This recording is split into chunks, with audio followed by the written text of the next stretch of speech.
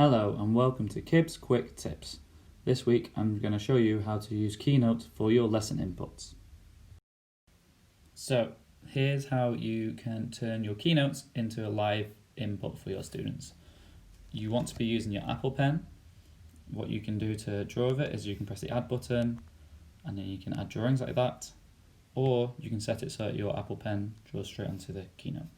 And what I find is really helpful here is to not play your keynote, just keep it as this sort of screen so you can see all your slides on this side and then you can just work your way through. So what I like to do, I can talk about the must, should, could, and I often underline it.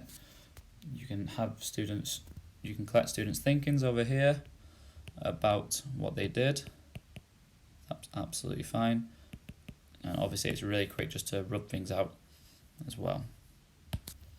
One other thing that's really useful is if you forget something, you can just add it in straight away from Safari, just copy and paste it in. For example, this 100 square, I added in during the lesson because I forgot to add it.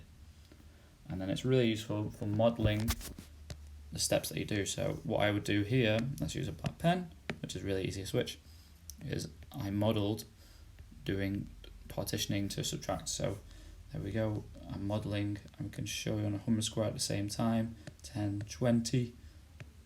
It's really easy to model to students what you want to see. Okay, so again, I'm modeling, going from 55, 1, 2, 3, 4, 5, 6, 7, 8, and there's my answer.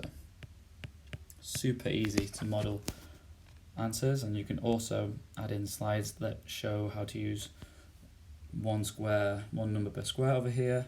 So if I wanted to, I could do it on here, absolutely fine. And again, it's really adaptable and very quick to do.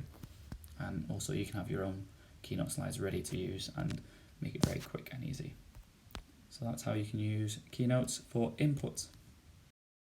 Don't forget to check out these great educators on Twitter for more tips on using Keynote. I'll see you next time.